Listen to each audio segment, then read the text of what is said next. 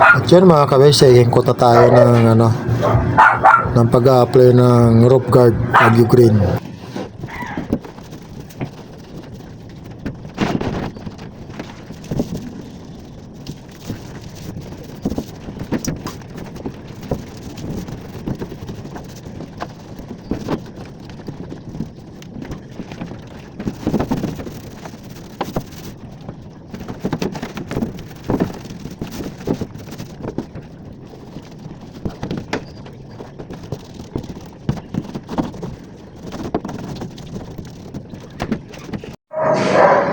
3:37. So yan, natapos na natin na second coat na rin natin. Ayan, so wala na mga awang.